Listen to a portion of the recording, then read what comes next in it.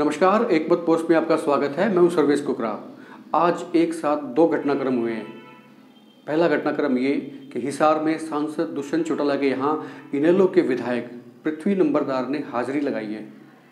बड़ी बात है क्योंकि जींद उपचुनाव में जेजेपी के दूसरे नंबर पर रहने के बाद ये पहला मौका है जब जेजेपी का कुनबा कुछ बढ़ता हुआ नजर आया।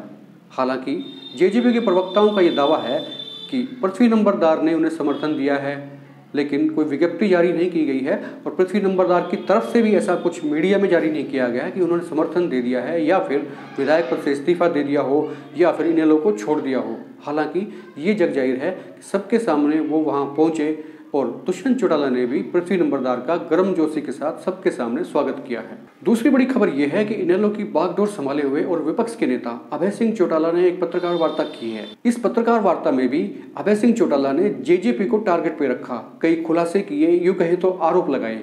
हालांकि कोई सबूत फिलहाल नहीं दिए गए हैं, लेकिन आरोप बड़े गंभीर हैं। इन पर विस्तार से चर्चा करेंगे। सबसे पहले बात करते हैं हिसार में सांसद दुष्यंत चौटाला के यहाँ इनेलो के विधायक पृथ्वी नंबरदार के आने की। दुष्यंत चौटाला आज यानी कि 6 फरवरी को हिसार में अपने अर्बन स्टेट स्थित कोठी नंबर 222 पर थे। काफी संख्या में कार्यकर्ता भी यहाँ मौजूद थे। इसी बीच इनेलो से नरवाना के विधायक पृथ्वी नंबरदार वहां पहुंचे।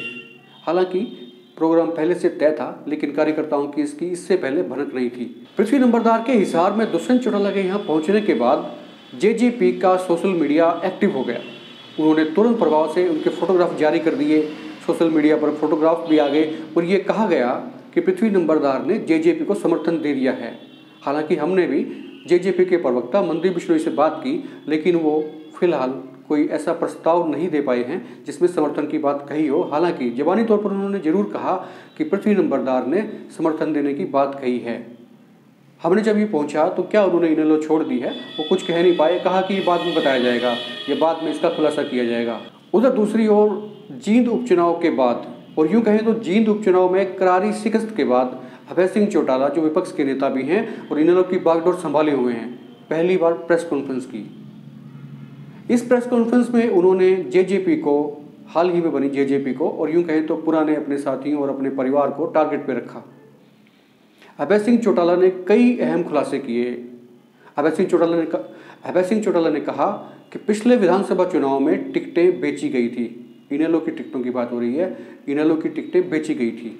हालांकि सबूत नहीं दे पाए, लेकिन ये जरूर कहा कि वो दावा करते हैं और आने वाले दिनों में कुछ दिखाएंगे भी। इसी के साथ अभय सिंह चौटाला ने यह भी कहा कि अजय सिंह चौटाला गद्दार हैं, पार्टी के गद्दार हैं।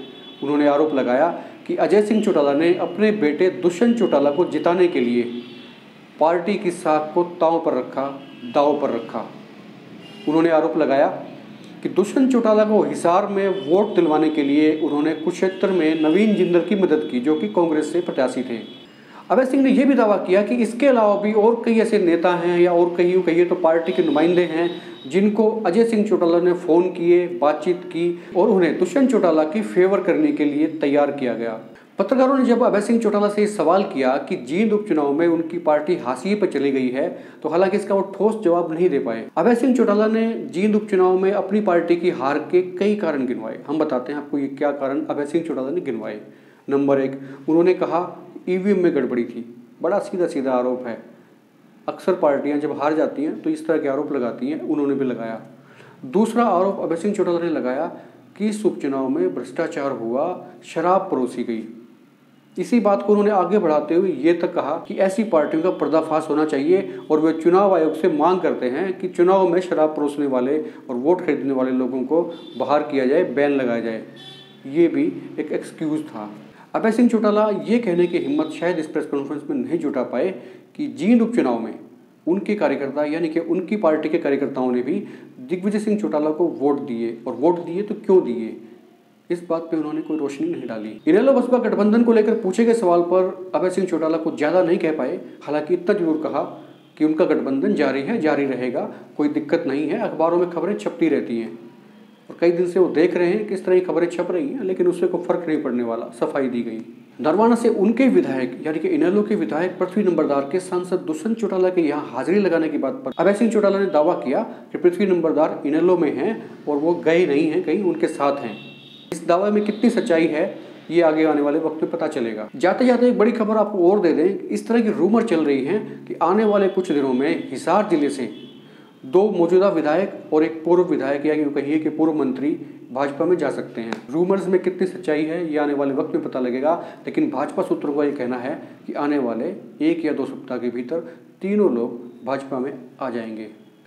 राजनीति से जुड़ी तमाम खबरें और उनके विश्लेषण के लिए देखते रहिए एकमत पोस्ट।